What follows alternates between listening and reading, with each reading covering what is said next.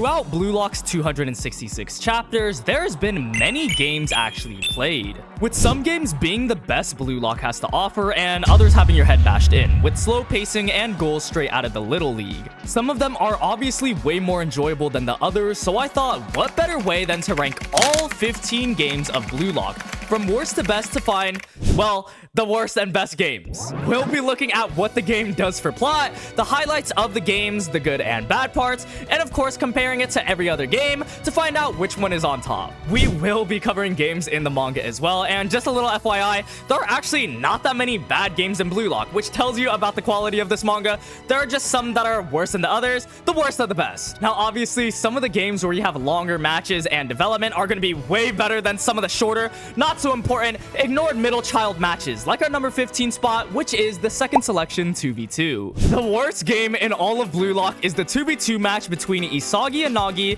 versus Barou and Naruhaya. This match is something you have to watch in 2x speed. Maybe even put a Subway Surfers video on the side, because this is the most sleeper match of all time. The game itself was actually 5 chapters, and in the manga it definitely flies by, but in the anime they made it basically 2 episodes, causing major pacing issues and the least enjoyment out of every single match. Analyzing it a bit more, there were 9 goals made in this match, and 6 of them were pretty much off-screened or dialogued over with no build-up. When comparing that to every other match that had build-up, it just makes sense that this is more towards the lower half. The result of the game was also pretty predictable. You didn't need a third eye or some crazy whack-a-mole theory to predict that Isagi's team was gonna win. He just came off of a loss, and why would he lose and then leave BlueLock if they pick Nagi? He's literally the main character. In my opinion, Naruhaya and Barou are a perfect matchup for the 2v2. I think the reason for this match that makes a lot of sense is because both of them. But at this point in time, Barou wasn't too interesting and Naruhaya was running on 3 AAA batteries. So even though they're a perfect matchup for the whole average Joe and genius thing, it was kind of boring. Nobody wanted to sit through 2 episodes of this. It also makes sense that one of the episodes has the lowest rating out of all the 24. Even though this game introduced Isagi devouring players, just due to the nature of the game being super short in chapters and characters we didn't care too much about at this point, like people only remember Naruhaya because he lost. That's literally saying something about the impact he made. Again, this is not even that bad of a match. It's basically the worst of the best, which tells you how good BlueLock actually is. And if you enjoy BlueLock, make sure to hit that subscribe button for all BlueLock content. Going over every single game, rereading and rating all 15 games took super long, and hitting that button only takes a second, so subscribe if you're a BlueLock fan. Coming in at the number 14 spot is actually a more forgotten match, but I still personally think this is better than the 2v2, and that is the second third selection match. Me just saying that, you probably don't know it off the top of your head, but this is the third selection match with Hiryo, Nagi, and Yukimiya versus Rin and Shido. I'm honestly glad that we got to see another match besides just Isagi. In BlueLock, a lot of the characters are loved and not just the main character. So seeing a match for the first time without Isagi, between fan favorites versus fan favorites, the so-called villains versus villains, was actually pretty hype. We also got to see a new character in Yukimiya, showing off more of the top 6, as well as more Rin and Shido, which people definitely loved at this point. Way more than Naruhaya and Barou. Hiryo also gets a lot of important development as well, more of his mindset and perspective of Nagi, especially after getting embarrassed in the second selection. We also got the coffee weapon, which is super important for Hiryo as a whole. I would say this was a character-defining match for him. However, that is pretty much where the compliments stop, even though there was like 2 things I said. The 2v2 suffered from 3 goals being off-screened or dialogued over. For this game, it goes from 1 to 2 in one chapter to 5 to 3 in the next. I'm pretty sure you could have submitted these chapters on speedrun.com and it would have gotten a top spot. We can be a little bit more lenient because the main character wasn't in the match like the last one. Some of the other new characters like Tanaka as well, majorly disappointed. You could have left the page blank and there would have been no difference, which sucks because third selection was about introducing new characters to us. So definitely a lot of negatives, placing it at the 14th spot. If you don't like Hiryo, you probably put this in the 15th spot. Our 13th spot is the first actual game of BlueLock, and this is Team Z versus Team X. Now, honestly, this game did a really good job, just not for the reasons you think. For a first game, this game introduced us to some rivals. Obviously, the whole BlueLock philosophy of every man for themselves. It was really chaotic, and I think that was absolutely needed for the start of BlueLock, introducing us to a new system that we're not used to. This game does a genius job at that. It also introduces us to Barou's character, and then we see some chemical reactions between Isagi, Bachira, and Kunigami. For an actual match, though, so obviously this will be towards the lower end. Most of the goals, again, were off-screened, and it was just a really fast match. The 2 goals we did get, though, Barou's first goal, which formed Team X, was really good, and then Isagi passing to Kunigami was a highlight for this match. I think that would place it above the others. It definitely did its job as a match. We just didn't get that many hype moments compared to our 12th spot, which is Team Z versus W. W for Wanima, I guess. Team Z versus W introduced us to the Wanima twins, but that wasn't even the biggest threat. The biggest threat was this imposter. This was the infamous game that turned Kuwon into Gin from Bleach and gave the whole tactics away from Team Z. Just a little side note, did anyone else when they first watched this think Kuwon was going to be sick? Like, his face was all red and I thought they were going to be playing at a disadvantage because of it, but I guess instead of being physically sick, he was actually sick in the head, trying to prioritize his useless self by betraying Team Z. I think this introduced a pretty good element to the story. We see another perspective of someone else who wants to survive, and then what Team Z does to adapt, which is sending in their princess. Shigiri was definitely the shining star of the match, saving Team Z from elimination by scoring a goal at the last second.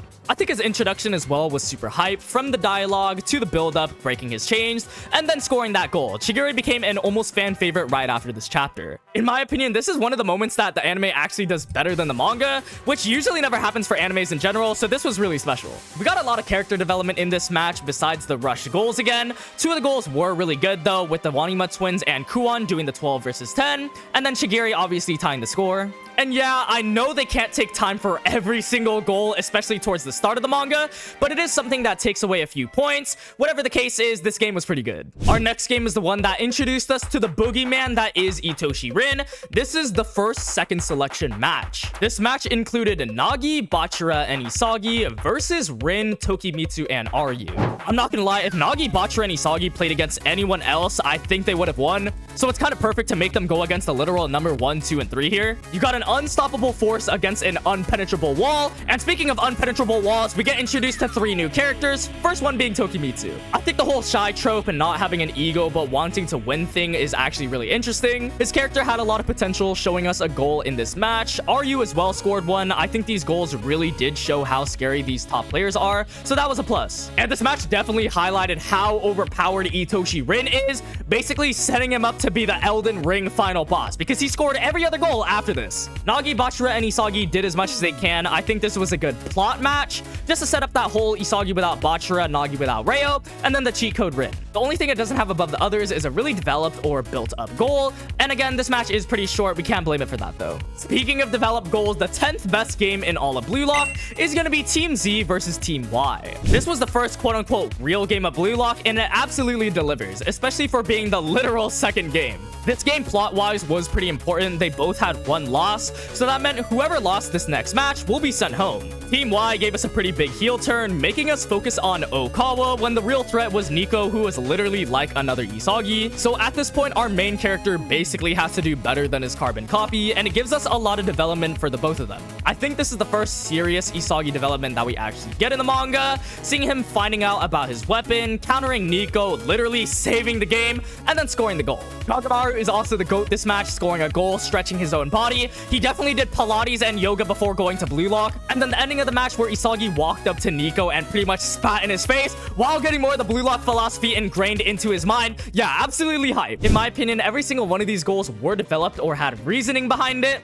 It was because there was a lower amount of goals scored, but I definitely think that's a good thing. Every aspect of the game was pretty good for that current BlueLock, so I definitely think it deserves to be higher up on this list. Alright, so this is already going to be a controversial one. Next up is the 3rd selection match, the first one with Isagi, Rin, and Shido versus Chigiri, Karasu, and Atoya. Now, I think this 3rd selection match actually accomplishes a lot, which is why I'm putting it up here, but I don't think it's one of the best. Shido being shown off here is one of the highlights of this match, though. I think this is really the first time where we see him and we're like, yeah, this guy's an Avengers level threat. Especially with the 2nd season coming up, anime onlys haven't even seen Shido play. It's a really good introduction to his character and how big of a threat he is. Rin also competing against him is a cool dynamic. Not everyone will work together, and it shows that people have different philosophies. The goals as well had a lot of significance to them. Like I said before, it showed off Shido's power, and then you have Rin competing against that with his own weapon, Karasu and Atoya showing off theirs as well as using Chigiri, so they're all really good goals. However, this match, like the other third selection match, suffers from other characters being useless, specifically Sara, Madara, and Shiguma.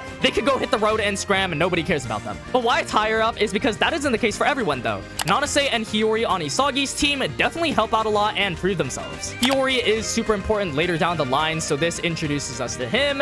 And Nanase is just vibing. He's there, and it all culminates in Isagi finding about flow state and stealing the goals against the number 1 and 2. Every goal is very good, new characters are introduced, it's just a tad bit short, but besides that, it's a really good game. The number 8 spot is going to be our first NEL game, Bastard Munich versus Barcha. You might be surprised to see a Neo-Egoist League game this low, but now we are in the territory where every single game is just peak enjoyment, and now we have to analyze what actually happened to the game. So like the first selection, this does a really amazing job at introducing us to the NEL. It's very fast-paced, good character introductions. I think the most important parts of this match, though, were Kaiser and then the Master Strikers, Noel Noah, and Lavinho. Kaiser had the confidence to talk crazy and then backed it up with the super overpowered weapon, which was said to be even better than Noel Noah. This was also the second new Gen 11 we see, so it really sets the standard of play for them. I mean, Itoshi-san, Kaiser, are you serious? Master Strikers were done beautifully as well. We see how much of a game-changing threat they are, even though they sub in for only 3 minutes. They both scored goals. The last goal was from Kunigami, who in my opinion was probably the biggest disappointment in this match. I mean, he has been this whole arc, but we get his reintroduction from the wild card, a bunch of development, and just so much hype for him, just to lose straight to Barcha, who was also very good this match. It's just kind of disappointing for his character, especially since Kunigami scored off of Isagi's assist, not even his own skill, if that makes sense. I think there was just a lot of high expectations for Kunigami. Every single goal though was very, very good this match, just a few disappointments, so it comes in at our 8th spot. The 7th best game in all of BlueLock is a second selection match, specifically the 3v3 between Isagi, Nagi, and Barou versus Kunigami, Ryo, and Chigiri. Man, going back and looking at this match, this was actually one of the best matches. I believe it's criminally underrated. This has everything from character development for multiple characters, goals being developed, hype moments all around. This is the first time we see Barou and Isagi try to work with each other, and it obviously fails.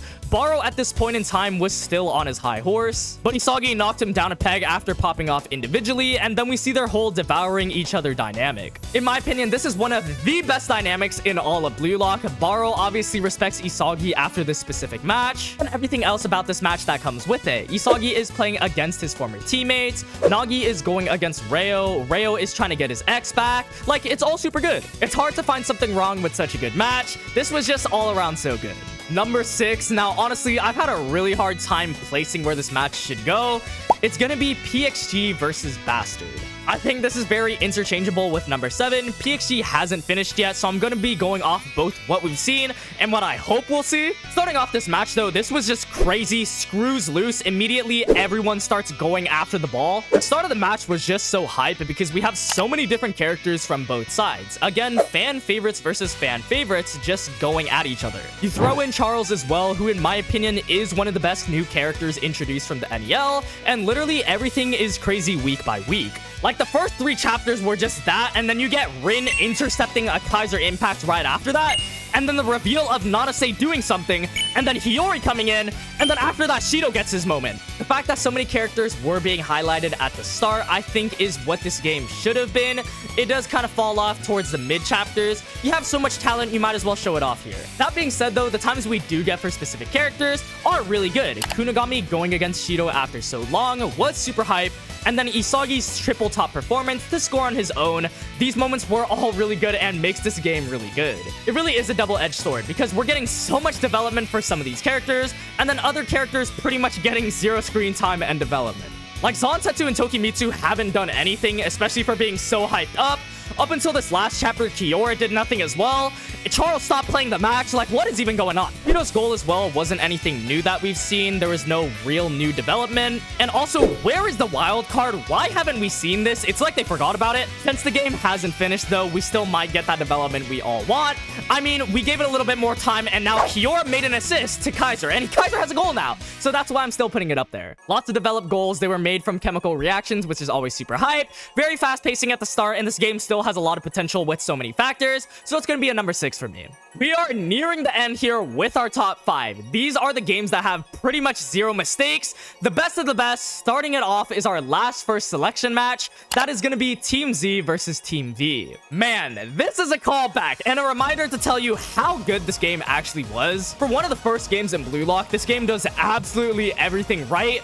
To this day, I still think it's better than some of the other games that we're getting right now. Going into this match, the stakes are as high as ever, with Team Z needing to force a win against a 0-loss Team V. You also had the buildup of meeting Nagi, Zantetsu, and Hiryo, as well as Team Z having to play their best because they're still down a teammate. And then Nagi just starts absolutely popping off, probably the first Avengers level threat we see here. You didn't need a tinfoil hat to predict that the white-haired anime guy who thought everything was easy was gonna be this good. And he still surprised us when you watch him. Some other highlights, the solo Barcha run to re-motivate everyone in Team Z as well was absolutely perfect. If there was one person who could do that, it would be Barcha. The Egoist 4 start getting their moments as well, with Kunigami and Chigiri scoring their respective goals.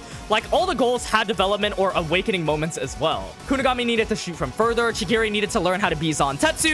Not only that, everyone on Team Z had their moment, even Kuon and Igaguri. So everyone got development in this match, and then it all culminates into Isagi awakening and using the direct shot to beat out Nagi and grab the win for Team Z. From everyone getting their own respective moment, goals being developed, and awakenings occurring left and right on both sides, this is easily a top pick coming in at our number 5 spot. And at our 4th spot is going to be the last second selection match, the 4v4 between Isagi, Nagi, Barou, and Chigiri versus Rin, Bachira, Tokimitsu, and Ryu. This is the revenge match. Bro, I'm literally getting hyped talking about it. You got Isagi, who brought together the Avengers to go against the 1, 2, and 3 spots, and Bachira in this amazing 4v4. This match, in my opinion, was just perfect. So because it was a 4v4, they can honestly slow down the pacing and give everyone their individual moments to shine, which absolutely happened. Every single goal here had development or substance behind it. You first start off with Chigiri, who made a chemical reaction with everyone, which contrasts the top 3's individualistic skills. And then Bachira takes all those individual skills and adds them up all together as the main passer, sparking chemical reactions on their side now. And then you have Itoshi Rin, who doesn't even need the chemical reaction. He just does everything on his own, showing off how big of a threat he actually is. This is the one back and forth match that really never loses its pacing.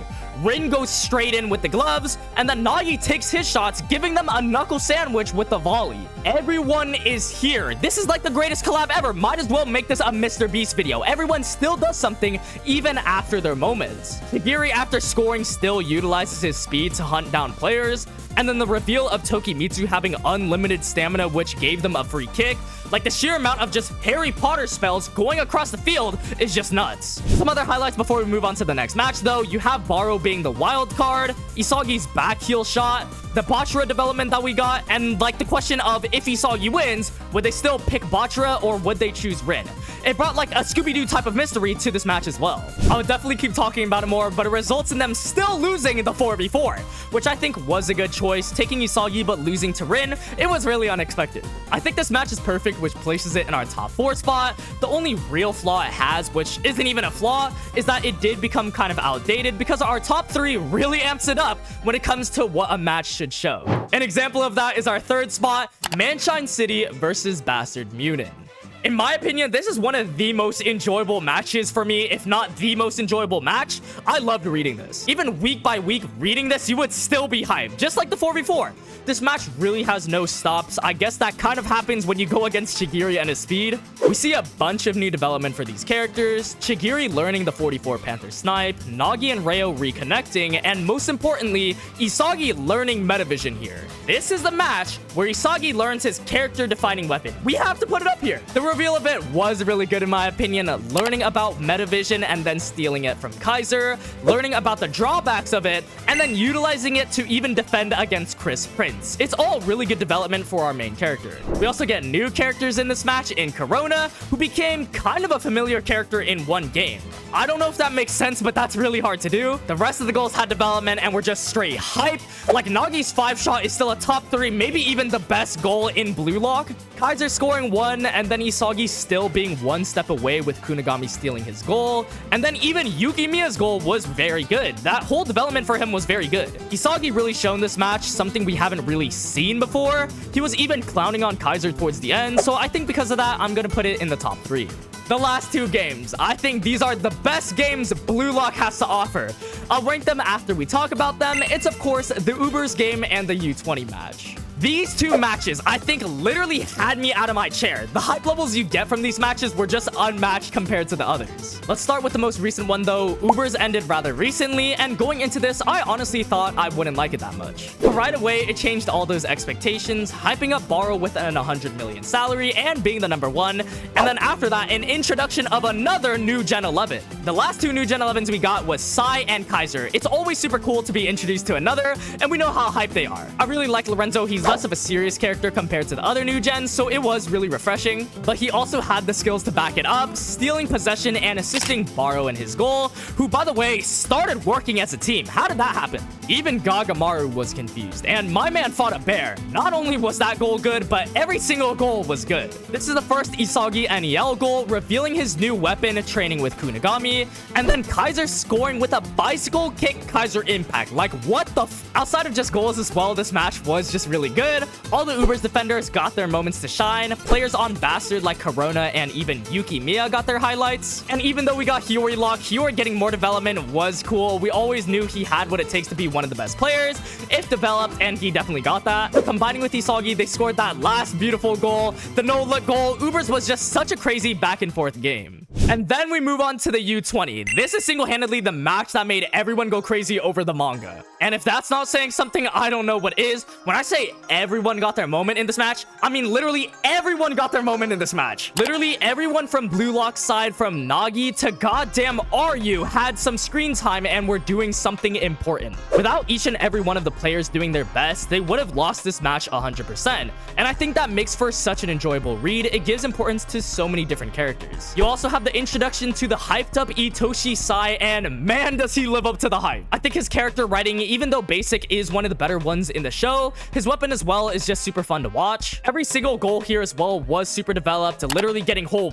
backstories or philosophies before a goal. And also the goal celebrations. Do I even need to talk about that? This contains all the best goal celebrations in just one match. You have Sai being the nonchalant king, Nagi pumping his fist, and then Shido's casual antics, followed up with Barou taking off his shirt, and of course Isagi running down the field, winning in overtime. It has a perfect ending as well. The only problem with the U20 is I think the actual Japan team was a little bit disappointing. It was kind of an Aiku, Sai, and Shido show. If there was a bubble gun to my head, I wouldn't be able to name all of the U20 Japan members. I doubt you would too. So taking into account all the good and the bad, which is the best game between the two? Both games had super developed goals, both games had formidable opponents, and both games were super enjoyable. And honestly, going into this video, I didn't think it would be that close. My personal bias did lean towards one side, but the other side actually put up a really valid fight. There were really good moments in both of these games. However, the game that inches out the other has to be the U20 match. This is the single best game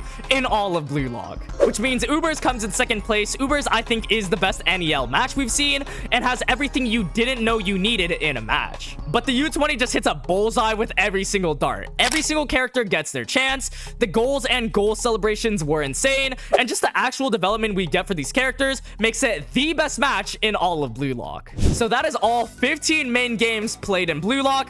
I tried my best to go both off enjoyment and the actual game itself. Let me know if you agree with me, or if you think something should be higher than another, or just what you personally think the worst and best matches are. Leave it all in the comment section down below. If you watched to the end though, thank you guys so much for watching. My name's Hiryo, and I'll see you guys next one.